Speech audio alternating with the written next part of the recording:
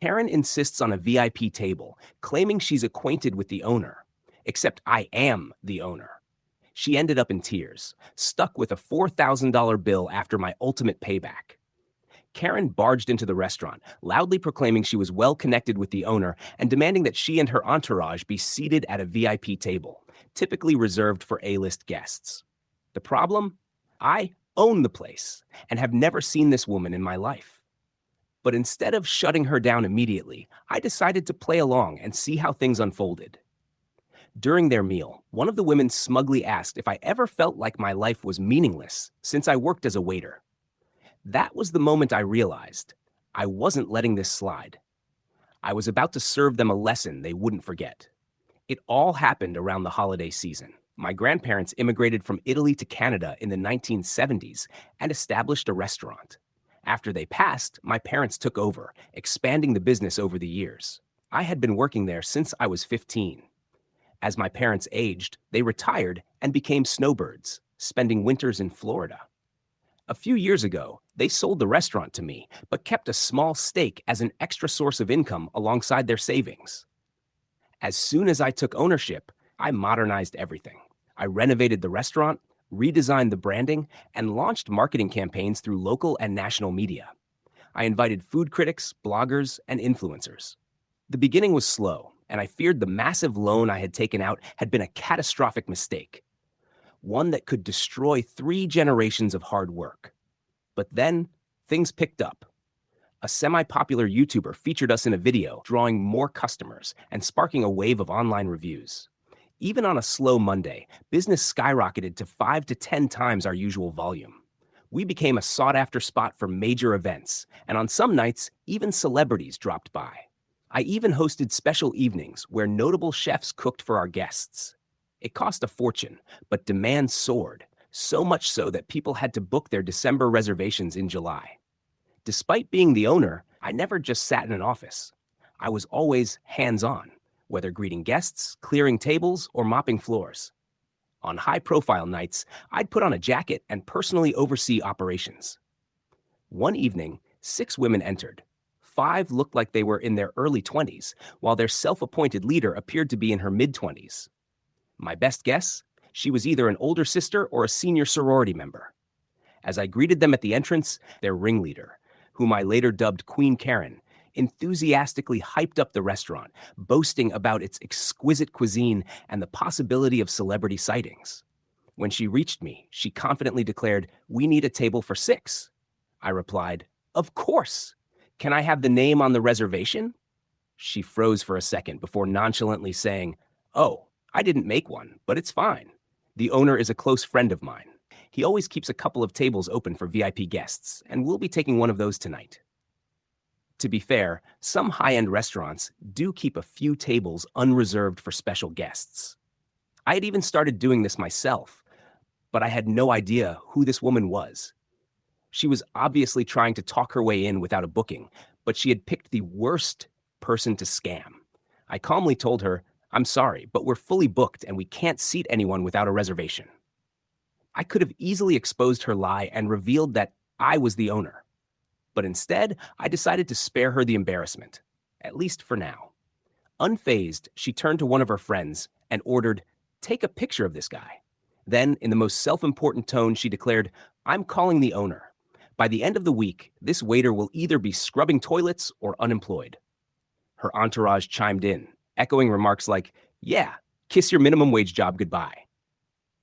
I wasn't sure if they were all in on the act or if they genuinely believed she had connections.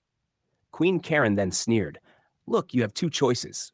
Give us a table now, or I'll make your life miserable. This is not worth losing your job over." She kept pointing at me, belittling me, and tossing out snide remarks like, "Clearly, you're a nobody here. If you were important, you'd know who I am, and you wouldn't dare tell me anything except 'yes, ma'am' or 'right away.'" By this point, I had 3 options. 1, reveal that I was the owner and call her out on her nonsense. 2, give in and let her have the table. 3, teach her and her crew an unforgettable lesson. I went with option 3. Flashing my most professional smile, I said, "Of course, ma'am, right this way." I led them to one of the 3 VIP tables we actually did keep available for celebrities, just in case. I apologized profusely, assuring her, "You're absolutely right. It's much easier to just give you the table." I even threw in an extra perk. To make up for the inconvenience, the first 3 rounds of drinks are on the house. As I seated them, I politely explained, "Before we proceed, we do need to hold a credit card and ID on file. You'll get them back when you leave." Without hesitation, Queen Karen handed me her card, then dramatically announced to her minions, "Ladies, tonight is on me." They ordered. Drinks started flowing. Food was, conveniently, delayed due to how busy we were. But they didn't care. The free alcohol was all that mattered. 3 rounds in, they still hadn't touched a single bite of food. They eventually contacted me and requested that I check on it, all while displaying the worst attitude since their arrival. I assured them I would look into it, but also inquired if they wanted additional beverages. They proceeded to order 2 more rounds. By the time the appetizers arrived, they were already intoxicated, having consumed nothing but alcohol on an empty stomach for most of the night and only nibbling on salads. As more dishes were served, additional drinks were ordered. What these women failed to realize was that they were seated at our VIP table, an exclusive spot that typically costs several $1,000s to reserve. However, I hadn't charged them for it, aside from the first 3 rounds. Every extravagant cocktail they indulged in throughout the evening was added to their bill. Furthermore, as previously mentioned, they were dining at a VIP table where the menus are different. Prices are not listed, which is a well-known insider secret in the restaurant industry. These exclusive menus feature high-end delicacies such as white truffle, black caviar dishes, and specially imported West Coast oysters, among other premium offerings. At one point during the night, I began questioning my actions. I wondered if I was taking things too far with these oblivious girls who might not have known any better. However, certain moments reinforced my decision, such as when one of the baby Kens sneered at me and asked whether I thought my life was meaningless since I was just a server. Additionally, one of my colleagues informed me that they had been discussing ways to mess with me, assuming they could do so freely and that I would always accommodate them. I overheard one of them say, "He's cute, but I would never date a waiter like that. He's such a pushover." There were several similar remarks throughout the night, so I carried on with their much-needed lesson. By the end of the evening, each woman had racked up a tab between $500 and $600. I handed Queen Karen the bill for $423.23, which included tax and gratuity. I have never seen someone sober up so quickly. Her smile and laughter with her friends instantly vanished, and she was on the verge of tears. She immediately summoned me over and demanded to know if this was some kind of joke. I took the bill, reviewed it, and apologized. "Let me get you the correct total." Her expression softened as relief washed over her face. She had assumed she had been given someone else's check. Before I walked away, she even had the audacity to call me an idiot and resumed chatting with her friends. When I returned and placed the same bill in front of her, she lost it again. I calmly asked, "Is there something on the bill that you didn't order?" She and her entourage were dumbfounded. They meticulously scrutinized each line item, including the first 3 complimentary rounds. Then, they pulled out their phones, triple-checking the calculations, verifying every detail at least 100 times. Visibly flustered, Queen Bee stammered, "1 second, I need to use the restroom." A part of me suspected she might attempt to dine and dash, leaving the baby Karens stuck with the bill. However, I subtly reminded her that we had her ID and credit card on file, without making it too obvious that I anticipated her trying to escape. 10 minutes later, she returned with fresh makeup, clearly having cried. She launched into an exaggerated tirade about how awful the food was and how horrendous the drinks were, insisting that I should at least cut the total in half. She even mentioned that the baby Karens would pitch in, despite previously declaring that she would cover everything herself.